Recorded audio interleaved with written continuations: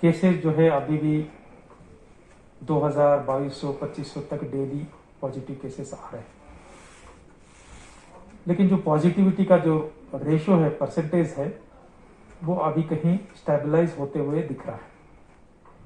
Daily positivity का ratio जितने हम सैंपल्स लेते हैं उसमें पॉजिटिव पर्सन्स कितने आते हैं उसको हम पॉजिटिविटी रेशो बोलते हैं। तो तकरीबन 11-12% तक जो है स्टेबलाइज हो रहा है पिछले 4-5 दिन से। उसका असर देखने के लिए कुछ एक डेज या वीक्स भी लगेंगे जिसमें कि और इसको कमी आएगी। लेकिन तब तक जो कोविड का फैलाव हो चुका है उससे चलते डेथ्स का जो संख्या है डेफिनेटली सेम रह सकता है या कहीं उसमें मामूली बढ़ोतरी भी हो सकती है। बेड ऑक्यूपेंसी का सवाल पर मैं ये बताना चाहूंगा कि पहले जो 8-10 दिन पहले जो सिचुएशंस थी टर्सरी केयर हॉस्पिटल्स में बेड्स की काफी किल्लत हुई थी, वो सिचुएशन आज इज आउट हुई है। स्कीम शोरा, एसएमएचएस और जेवीसी, इसके अलावा बाकी सब हॉस्पिटलों में हमने बेड्स, ऑक्सीजन सपोर्टेड बेड की तादाद बढ़ा दी है। उससे चलते इनकी ऑक्यूपेंसी जो है 80-85% तक आ गई है। इवन आने वाले दिनों में और कम हो जाएगी। और उसके अपोजिट जो डिस्ट्रिक्ट हॉस्पिटल्स थे, जिले के सतह पर जो ऑक्सीजन सपोर्टेड बेड के जो इकदाम थे उसमें उतनी ऑक्यूपेंसी नहीं थी, हार्डली 15-20% थी। वो अब बढ़कर के जो है 40-45% तक आ गई। कहने का मकसद जो है बेड ऑक्यूपेंसी रिलेटेड जो डिफिकल्टी थी वो अब ईज आउट हो रही है। आने वाले दिनों में हमें और अपेक्षा है कि वो और ईज आउट हो जाएगी।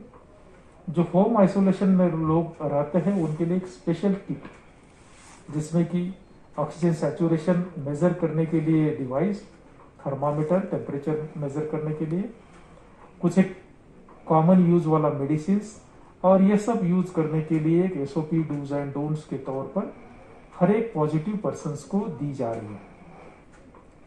पिछले 3-4 दिन में उसमें थोड़ी सी दिक्कतें थी, लेकिन अभी जो है वो दिक्कतें कम हो गई है। हर एक पॉजिटिव पर्सन्स को कोविड किट जो है अपने घर में ही कंसर्न इंतजामिया से मिलने लगेगी, जिससे कि अपने घर में रहते हुए वो इलाज सही तरीके से कर सके।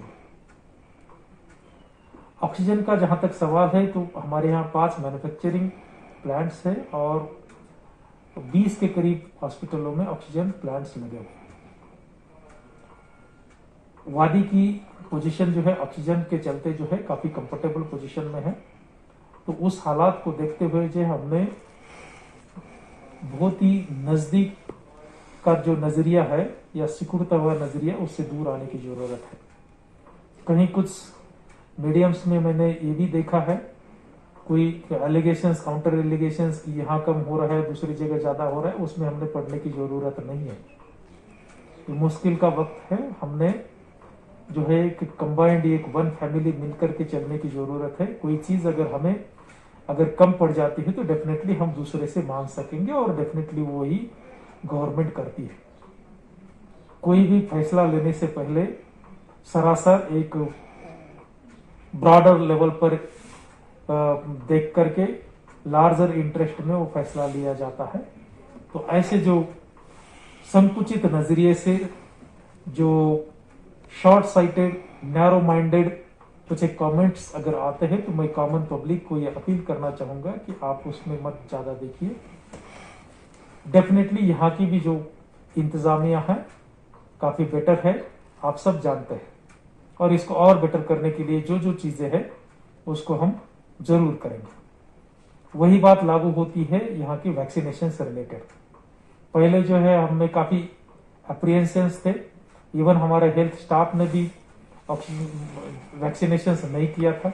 लेकिन जब सेकंड वेव आई हमें लगा कि नहीं, ऑक्सीजन वैक्सीनेशन एक जरिया है जिससे कि हम इस बीमारी को फेस कर सकते हैं इफेक्टिवली, तब हमारे यहाँ काफी बड़े पैमाने पर वैक्सीनेशन हुआ।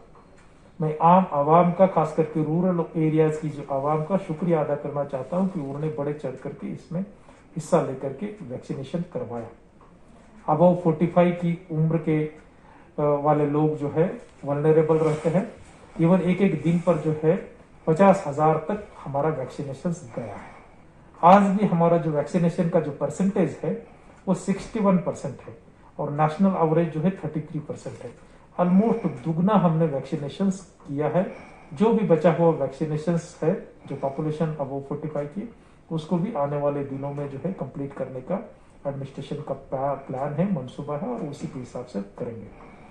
जहां तक बिलो 45 पॉपुलेशन का वैक्सीनेशन का सवाल है, उसमें अभी रजिस्ट्रेशन चल रही है, क्योंकि 18 से 45 की उम्र में लगभग 37 लाख पॉपुलेशन आती है वैली की, काफी बड़ा पॉपुलेशन आता है। उसको हम प्रायोरिटाइज कर रहे हैं।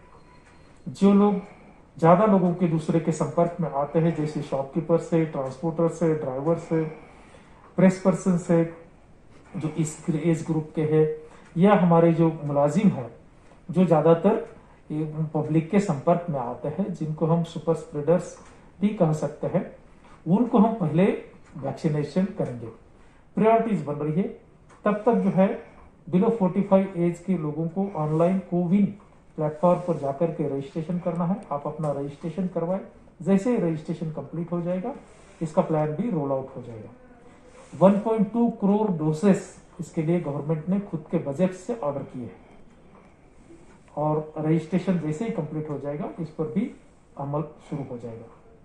मैं फिर से एक बार वादी के सभी आवाम को इस बात का धन्यवाद देता हूं, शुक्रिया अदा करता हूं कि आपने गवर्नमेंट के जो इंस्ट्रक्शंस है कम्युनिटी लेवल पर स्प्रेड रोकने के, और साथ साथ इंडिविजुअल लेवल पर जो इंतजाम करने हैं, mask related, hand sanitiser related, गर्दी के एरिया से दूर रहने से रिलेटेड, या जो कंटेनमेंट मेजर है उसमें घर में ही रहने से रिलेटेड आपने कंप्लाई किया है, उसके लिए मैं आपका शुक्रिया अदा करना चाहता हूं।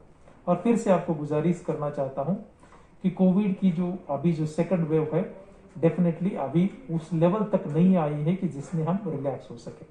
अभी भी हमने वॉचफुल रहने की जरूरत है। काफी भयानक, काफी डेंजरस सिचुएशंस दूसरे इसमें है, डेफिनेटली उतनी नहीं आई है, लेकिन तो भी हमने इसको फेस करने के लिए सभी ने इंतजामिया का, एडमिनिस्ट्रेशन का सपोर्ट करने की जरूरत है, तभी हम कोविड को हरा सकेंगे। शुक्रिया, थैंक यू।